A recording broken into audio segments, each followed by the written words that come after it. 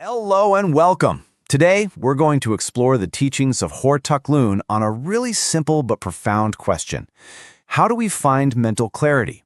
This is all based on a talk from April 23, 2023, and we're going to unpack a perspective that might just challenge how you see your own mind.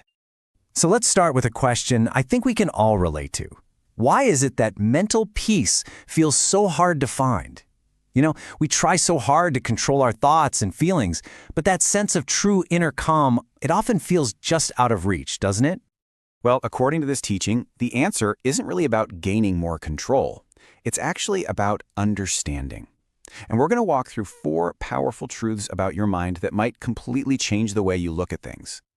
Okay, so here's our roadmap. First, we'll dive into this idea that you are a process. Then we'll look at how to have gratitude for all experiences, not just the good ones. Third, we'll see why every single thought can be a kind of trap. And finally, we'll talk about why it's so important to stop fighting your own mind. All right, let's begin with our first key idea. You are a process.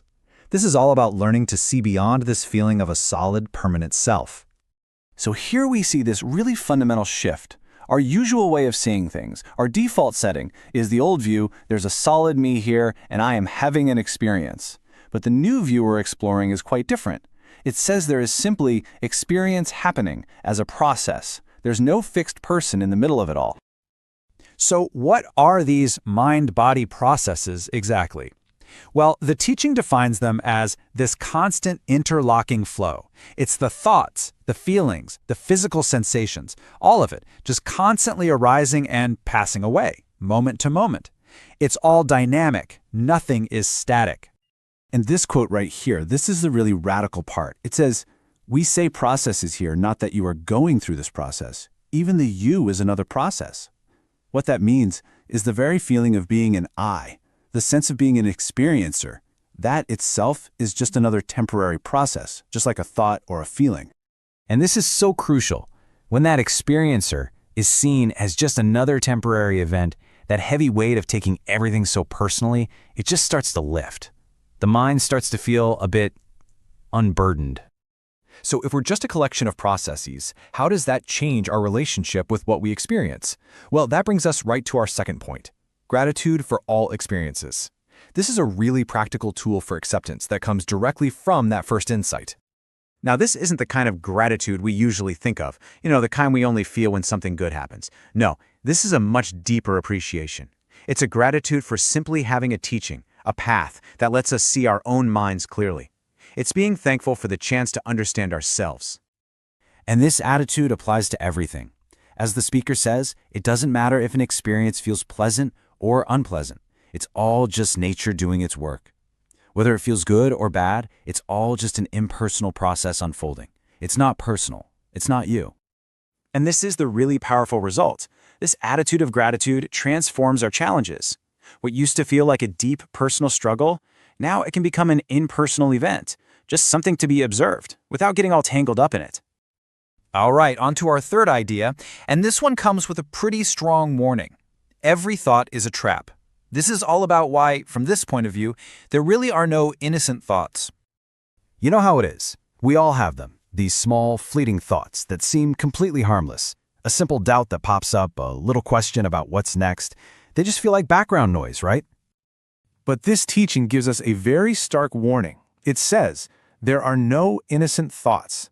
It suggests that any thought, no matter how small or simple it seems, actually has the potential to lead us away from clarity and right back into confusion. So how does this actually happen? How can one tiny thought hijack your mind? Well, let's walk through it. First, a skeptical thought comes up. Maybe something like, it can't be this simple. Then second, you believe it. You identify with it and think, yes, that's true. As soon as that happens, third, the clarity of the teaching, what's called the Dharma, is lost. And fourth, the mind just falls right back into its old, confused ways of thinking. So what's the solution then? Well, it's beautifully simple. The teaching advises us to see every thought as just thinking. Not my personal thought, not some absolute truth. Just an impersonal mental event happening in the mind. Kind of like a cloud passing in the sky. And that brings us to our fourth and final point. Stop fighting your mind. And as the subtitle says, the problem isn't the experience, like feeling drowsy, it's our fear of it. We're going to use this really common example to see how this works in real life.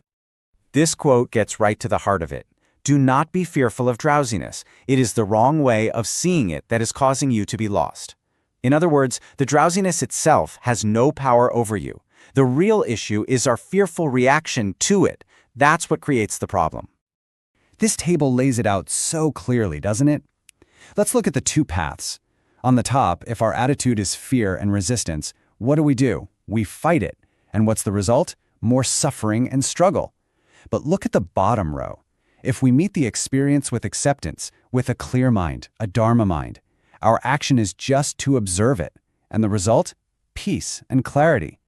So, the crucial takeaway is this. By letting go of our resistance, the obstacle, it loses all its power. We start to realize the problem was never the drowsiness or the pain or the thought itself. The problem was always our view of it. So let's bring all of this together now. The conclusion is that real freedom comes from learning to see with a different kind of mind. So let's just quickly recap the 4 keys to a freer mind.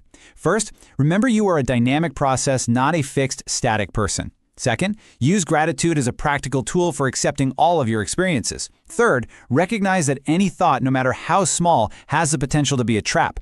And fourth, and maybe most importantly, remember the goal is to change your attitude, not the experience itself.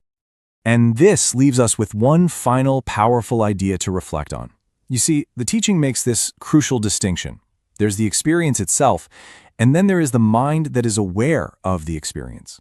So, what would change for you right now if you shifted your focus away from the experience, the thoughts, the feelings, the sensations, and instead you just rested your attention on the simple, constant fact of the mind that knows?